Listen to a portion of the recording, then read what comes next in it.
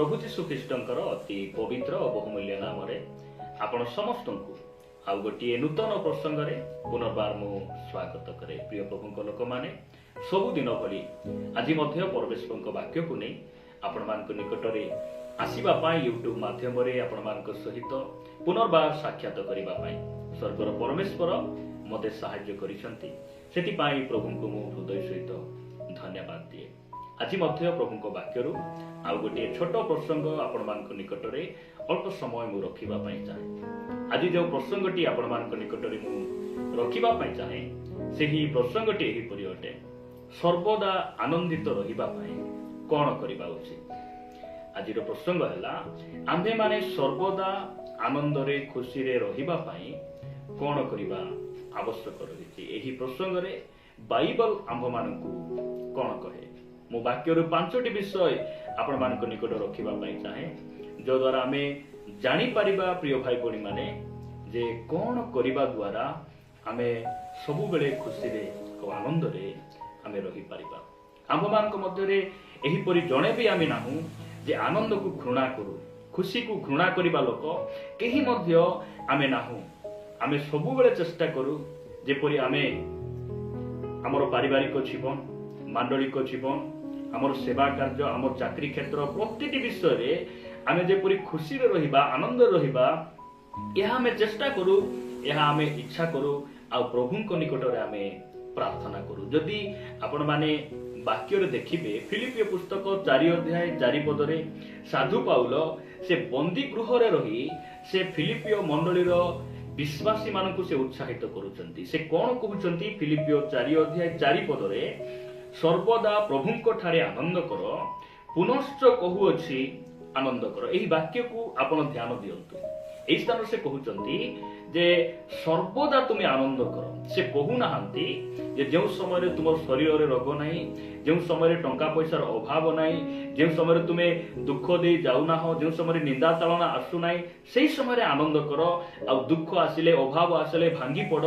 से एई प्रकार कथा से कहू ना। से कहउचंती सर्वदा प्रभुଙ୍କ ठारे तुमे कोन कर आनंद कर। सर्वदा बोली कहिबार अर्थ सब परिस्थिति रे, सब अवस्था रे तुमे प्रभुଙ୍କ ठारे कोन कर आनंद कर। प्रिय प्रभुଙ୍କ लोक माने मु आपण मान को कहिबा पई चाहे ख्रिस्टियन जीवन रे यह केतेबेले संभव पर हेबो।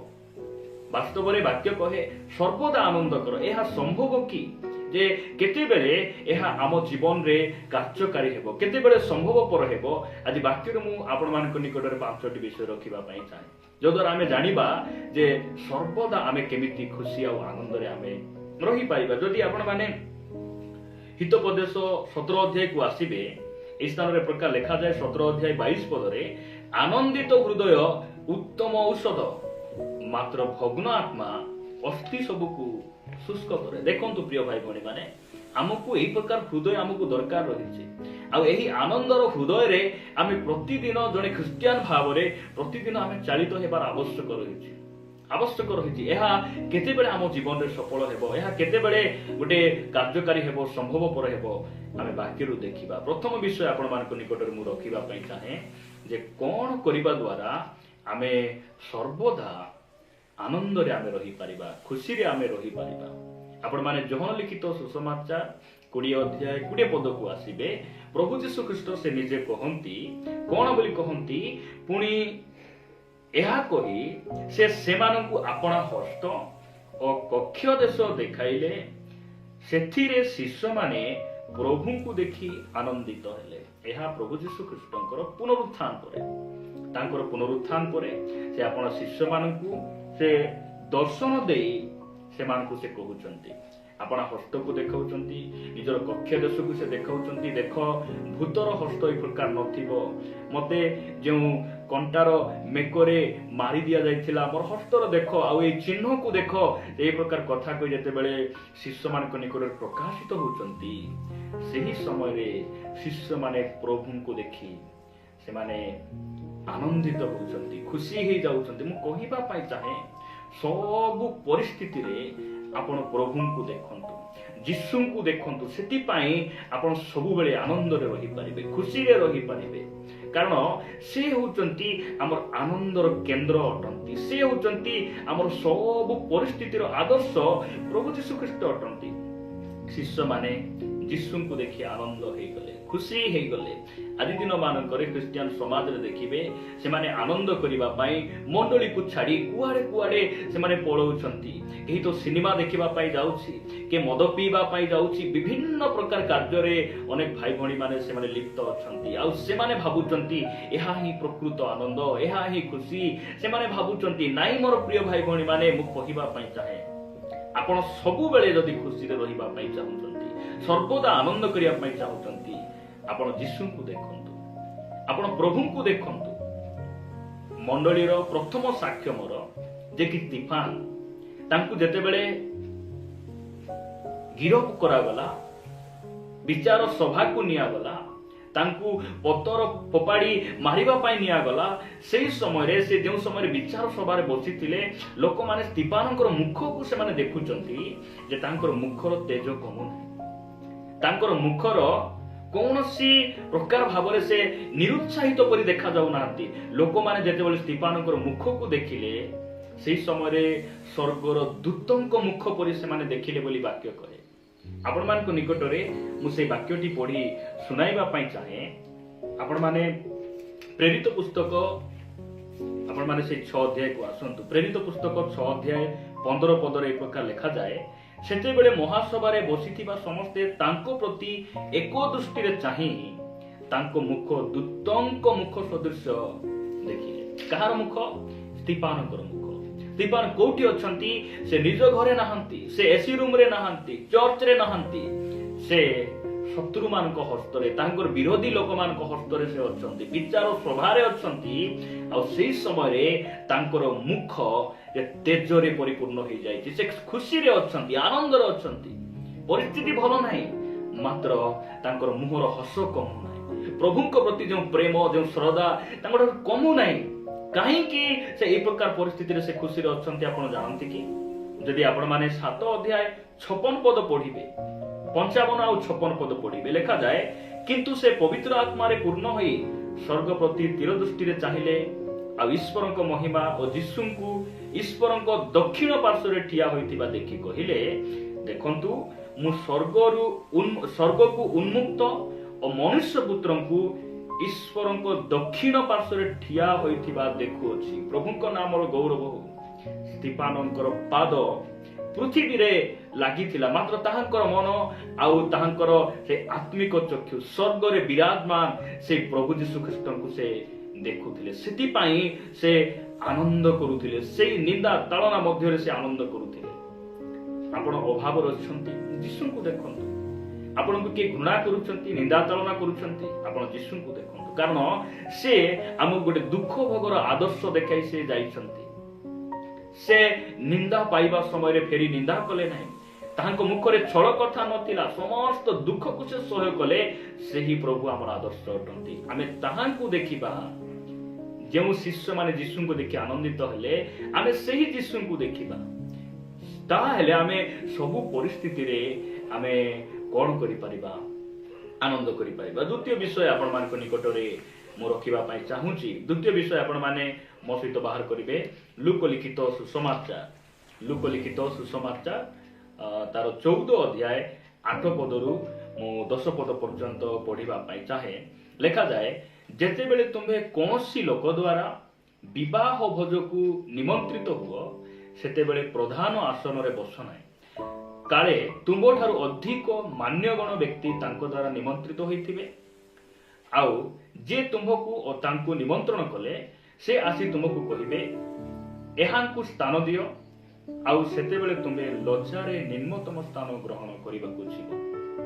ଦେଖନ୍ତୁ, ଏହି ସ୍ଥାନରେ ଆମେ ଗୋଟେ ବିଷୟ ଦେଖୁ ଯେ ପ୍ରଭୁ ଯୀଶୁ ଖ୍ରୀଷ୍ଟ ଆମମାନଙ୍କୁ କହନ୍ତି, ଆମେ ଯଦି ଖୁସିରେ ଆନନ୍ଦରେ ସବୁବେଳେ ରହିବା ପାଇଁ ଯଦି ଆମେ ଇଚ୍ଛା କରୁ, ତାହେଲେ ଆମେ କାହାର ଗୌରବକୁ ଆମେ ପାଇବା ପାଇଁ ମନ ମଧ୍ୟରେ ଆଶା ରଖିବା ଉଚିତ ନୁହେଁ। ଗୌରବକୁ ଅନ୍ୱେଷଣ କରିବା ବ୍ୟକ୍ତି ଆମେ ନ ହେବାର ଆବଶ୍ୟକ ରହିଛି। ଅନେକ ସମୟରେ ଶାସ୍ତ୍ରୀ ଫାରୁସୀ ମାନେ ସେମାନେ କଣ କରୁଥିଲେ? ହାଟ ବଜାରରେ, ସମାଜ ଆଗରେ ସେମାନେ ନମସ୍କାର ପାଇବା ପାଇଁ ସମ୍ମାନ ପାଇବା ପାଇଁ ସେମାନେ ଭଲ ପାଉଥିଲେ, ପସନ୍ଦ କରୁଥିଲେ। ଯେତେବେଳେ ଜଣେ ବ୍ୟକ୍ତି ମନ ମଧ୍ୟରେ ଭାବୁଥିବେ ଯେ ମୁଁ ତ ସମାଜରେ ନାମୀ ଧାମୀ ଅଟେ, ମୁଁ ତ ଶିକ୍ଷିତ ଲୋକ ଅଟେ, ଆଉ ମୁଁ ତ ମଣ୍ଡଳୀର ଜଣେ ଅଧ୍ୟକ୍ଷ, ମୁଁ ରାସ୍ତାରେ ଗଲାବେଳେ ମତେ ଲୋକମାନେ ନିଶ୍ଚିତ ନମସ୍କାର କରିବାର ଅଛି, ମତେ ପ୍ରେଜ ଦ ଲର୍ଡ କହିବାର ଅଛି, ସମ୍ମାନ ଦେବାର ଅଛି। ଏଇ ପ୍ରକାର ଯଦି ଜଣେ ବ୍ୟକ୍ତି ଭାବି ରାସ୍ତାରେ ଚାଲି ଯାଉଛନ୍ତି, ଆଉ ରାସ୍ତାରେ ଯିବା ସମୟରେ ଯଦି ତାଙ୍କୁ କେହି ପଚାରୁ ନାହାନ୍ତି, ନମସ୍କାର କରୁନାହାନ୍ତି, ସମ୍ମାନ ଦେଉନାହାନ୍ତି, ତାହେଲେ ସେହି ବ୍ୟକ୍ତି ମନ ମଧ୍ୟରେ ସେ ଦୁଃଖିତ ହେବେ, ଭାଙ୍ଗି ପଡିବେ। ପ୍ରଭୁ ଯୀଶୁ ଖ୍ରୀଷ୍ଟ ଆମମାନଙ୍କୁ ତାଙ୍କର ପାର୍ବତ୍ୟ ଉପଦେଶରେ କହିଲେ ଯେ ଆତ୍ମାରେ ଦିନହୀନ ଲୋକେ ଧନ୍ୟ, କାରଣ ସ୍ୱର୍ଗ ରାଜ୍ୟ ସେମାନଙ୍କର। ଆମେ ସେତେବେଳେ ଆମେ ଖୁସିରେ ରହିବା, ଆନନ୍ଦ ରହିବା ଯେତେବେଳେ ଗୌରବ ପାଇବାର ମନ, ପ୍ରଶଂସା ପାଇବାର ମନ, ଲୋକଙ୍କ ଠାରୁ ଆଦର ପାଇବାର ମନ ଆମଠାରୁ ଆମେ ବାହାର କରିଦେବା ଆବଶ୍ୟକ ରହିଛି। ତାହେଲେ ଆମେ କେହି ସମ୍ମାନ ଦେଲେ ବି ଖୁସି ରହିବା, କେହି ସମ୍ମାନ ଆମକୁ ନ ଦେଲେ ମଧ୍ୟ ଆମେ ଆନନ୍ଦରେ ଆମେ ରହିପାରିବା। ପ୍ରିୟ ଭାଇ ଭଉଣୀ ମାନେ, ପରମେଶ୍ୱର ଆମମାନଙ୍କୁ ଅନୁଗ୍ରହ କରନ୍ତୁ। ତୃତୀୟ ବିଷୟ ଆପଣମାନଙ୍କ ନିକଟରେ ମୁଁ ରଖିବା ପାଇଁ ଚାହେଁ। ମୋ ସହିତ ଆପଣମାନେ ତୃତୀୟ ବିଷୟକୁ ଆସିବେ। ଯୋହନ ଲିଖିତ ସୁସମାଚାର 1 ଅଧ୍ୟାୟ 11 ପଦ। ଯୋହନ ଲିଖିତ ସୁସମାଚାର 1 ଅଧ୍ୟାୟ 11 ପଦ ଲେଖାଯାଏ, ସେ ଆପଣା ରାଜ୍ୟକୁ ଆସିଲେ ତଥାପି ତାହାଙ୍କର ନିଜ ଲୋକମାନେ ତାହାଙ୍କୁ ଗ୍ରହଣ କଲେ ନାହିଁ। ଏହି ବାକ୍ୟ ଦ୍ୱାରା ମୁଁ ଆପଣମାନଙ୍କୁ କହିବା ପାଇଁ ଚାହେଁ ଯେ ଆପଣ ଏହା ଜାଣିଥାନ୍ତୁ, ଆପଣଙ୍କୁ ମତେ ସମସ୍ତେ ଗ୍ରହଣ କରିବେ ନାହିଁ। ଏହା ଆମେ ଜାଣିବା ଆବଶ୍ୟକ ରହିଛି। ଯେଉଁ ସମୟରେ ଆପଣ ଅନ୍ୟ ଗାଁକୁ ଯାଉଛନ୍ତି, କୌଣସି ଭାଇ ଭଉଣୀ କୌଣସି ସଭା ସମିତିକୁ ଯାଉଛନ୍ତି, ହେଇପାରେ ଆପଣ ବାକ୍ୟ ପ୍ରଚାର କରିବା ପାଇଁ ଯାଇଛନ୍ତି, ଯଦି ଆପଣଙ୍କୁ କେହି ଚା ବନାଇ ଦେଲେ ନାହିଁ, କେହି କଥା ହେଲେ ନାହିଁ, କେହି ଆପଣଙ୍କୁ ଚେୟାରରେ ବସ ବୋଲି କହିଲେ ନାହିଁ, ଆପଣଙ୍କୁ କେହି ଦାନ ଦେଲେ ନାହିଁ, ଆପଣଙ୍କୁ କିଛି ମନ ଦୁଃଖ କରିବାର ଆବଶ୍ୟକ ନାହିଁ। ଏହା ଆମେ ପୂର୍ବରୁ ଜାଣିଥିବା ଆବଶ୍ୟକ ରହିଛି ଯେ ଜଗତରେ ଆମକୁ ଗ୍ରହଣ କଲା ପରି, ଆମକୁ ପସନ୍ଦ କଲା ପରି ଜାଗା ଏହା ନୁହେଁ।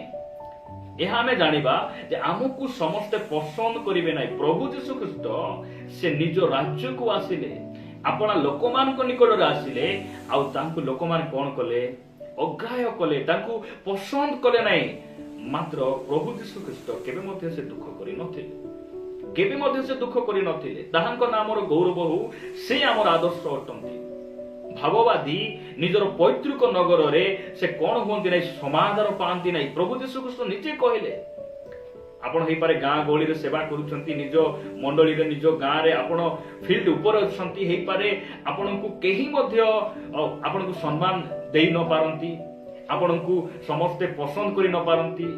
ମାତ୍ର ଏହା ଆମେ ଜାଣିବା ଯେ ଆମକୁ କେହି ପସନ୍ଦ ନ କଲେ ମଧ୍ୟ ସ୍ୱର୍ଗର ପରମେଶ୍ୱର ଆମକୁ ପସନ୍ଦ କରିଛନ୍ତି, ସେ ଆମକୁ ବାଛିଛନ୍ତି। ତାହାଙ୍କ ନାମର ଗୌରବ ହଉ।